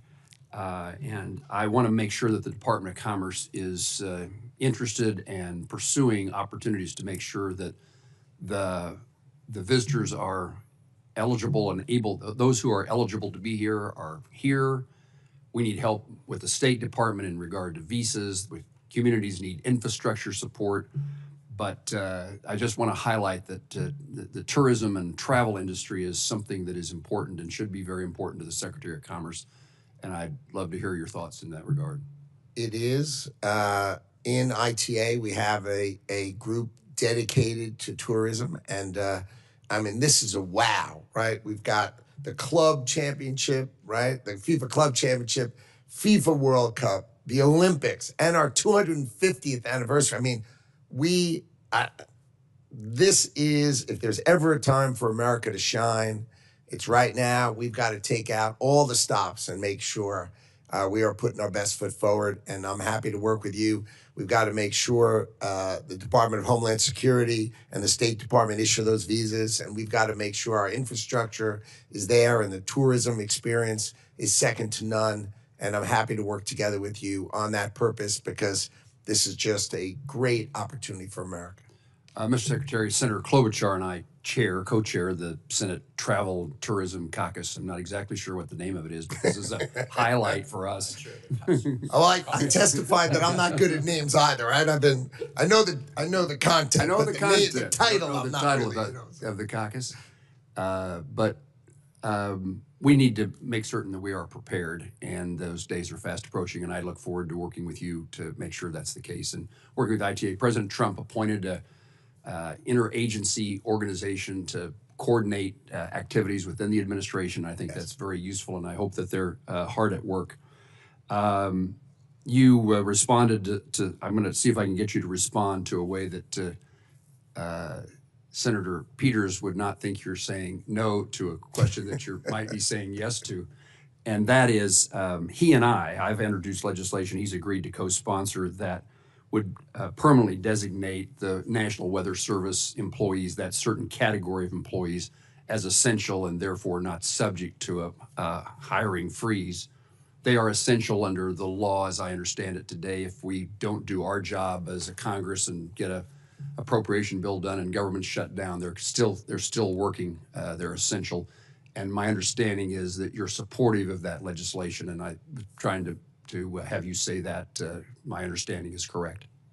I am, of course, supportive of keeping our meteorologists and our hydrologists protected. But I think it's important that we spend some time that you understand how inefficient we do things, and that if we did it more efficiently, then we may not need so many or be, because we have them sort of put out in the field, they could be centralized. And I just like you to understand that, and we'll work together on that so you understand it, and we'll do that together. But I, of course, am supportive of your macro topic for sure. And I meant to preface my question to you by a lead-in that would have said, understanding that we need to utilize new technologies and update our National Weather Service. In the meantime, we need these people at work. For sure. And then, perhaps finally, we worked with Ambassador Greer on an issue of Chinese-owned ships and fees for their dockage in the United States. Yes. And from a Kansas perspective, but from an American perspective, so much agricultural produce is shipped abroad.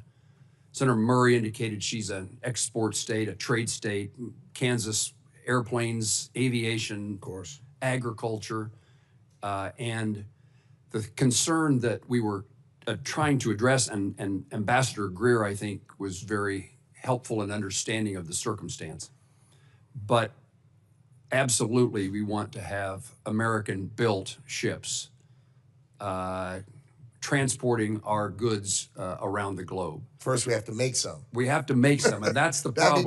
You've already hit on my point. In the meantime, we can't punish those agriculture producers and ag companies who export our ag products around the globe because they can't yet get an American ship. So cart and horse, once again, Would you commit to me that you'll be helpful to that cause in making sure that we don't damage agricultural exports while we take the steps necessary to, over hopefully a short period of time, move our country in the direction of manufacturing ships again? Be my pleasure. Thank you. Mr. Secretary, it's my common practice to give the witness, I hate to do this because you might actually take advantage of it, which is the opportunity to correct, to set the record straight on something you said, wish you to expand upon. I just want to give you the last 60 seconds to say anything that you'd like to say to make certain we understand a point that you were trying to make. No, I just want to thank you for the respect, the demeanor, the way this whole hearing was arranged. I appreciate it. I appreciate you both, and I want to say thank you. Thank you, Mr. Secretary. I do want to join on behalf of all of my colleagues and indicate that this committee, this subcommittee, and the full committee needs information from the Department of Commerce, and particularly by law, the department is required to provide us with FY25 spend plan, which we need and want, and I'm hoping that you'll commit that we will see it soon, and I'll ask you that question. And also, we of course are lacking the details of the president's budget, and we're hopeful that is provided to us as quickly as possible. Can you commit to providing us with the spend plan and the budgetary information just as soon as the budget is finalized? Well, my understanding is we filed that which was required by the CR with precision, but I'm happy to work with your office if there's more information you'd like or need. Let's go over it together and we'll try to sort that out. Okay. If you'd take the word spend plan back to your staff and ask if they could find where that is and give it to me, that'd be okay. A wonderful outcome. I hear you. All right. With that, we're going to conclude the hearing. There's magic words I need to say. With no further questions, senators may submit additional questions for the subcommittee's official hearing record, and we request you, Mr. Secretary, to respond to those additional questions that will be provided in writing within 30 days. The subcommittee, after thanking you for your presence, is adjourned. Thank you.